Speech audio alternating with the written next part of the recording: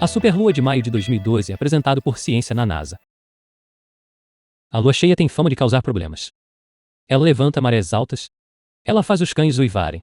Ela te acorda no meio da noite com raios de luar passando furtivamente pelas cortinas. Se um raio de lua te acordar na noite de 5 de maio de 2012, você pode querer sair da cama e dar uma olhada. Esta lua cheia labiríntica é uma superlua, até 14% maior, e 30% mais brilhante do que outras luas cheias de 2012.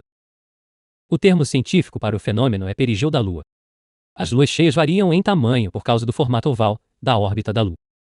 A Lua segue um caminho elíptico ao redor da Terra, com um lado perigeu, cerca de 50 mil quilômetros mais próximo do que o outro, apogeu.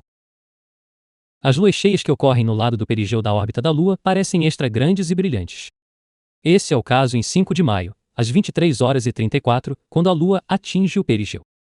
Apenas um minuto depois, a Lua se alinhará com a Terra e o Sol para ficar gloriosamente cheia. O momento é quase perfeito. Certo, a Lua está 14% maior do que o normal, mas você consegue realmente notar a diferença? É complicado. Não há réguas flutuando no céu para medir diâmetros lunares pendurados no alto, sem pontos de referência, para fornecer uma noção de escala. Uma lua cheia pode parecer muito com qualquer outra. O melhor momento para olhar é quando a Lua está perto do horizonte. Por razões não totalmente compreendidas por astrônomos ou psicólogos, as luas baixas parecem anormalmente grandes quando brilham através de árvores, edifícios e outros objetos em primeiro plano.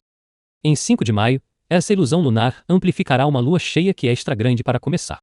O orbe inchado nascendo no leste, ao pôr do sol, parecerá realmente incrível.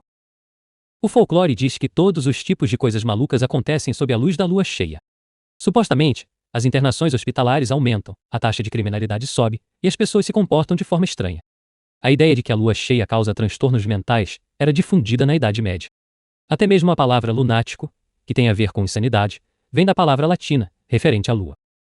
A maioria dos estudos modernos, no entanto, não mostra correlação entre a fase da lua e a incidência de crime, doença ou comportamento humano. A verdade é que a lua é menos influente do que o folclore nos faz acreditar. É verdade que uma lua cheia no perigeu traz consigo marés perigianas muito altas. Mas, de acordo com a Administração Oceânica e Atmosférica Nacional, isso não é motivo de preocupação.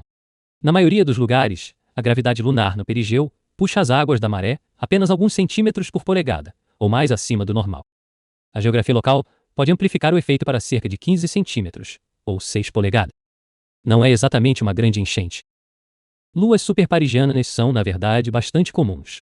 A Lua fica cheia algumas horas após sua maior aproximação da Terra, cerca de uma vez por ano, em média. A última ocorrência desse tipo ocorreu em 19 de março de 2011, produzindo uma lua cheia, que estava quase 400 quilômetros mais próxima do que esta. Como de costume, nenhum problema foi relatado. Isto é, a menos que você considere um despertar à meia-noite como problema. Se sim, feche as cortinas em 5 de maio. Caso contrário, aproveite o superluar. Para mais notícias sobre coisas grandes e brilhantes no céu noturno, visite science.nasa.gov.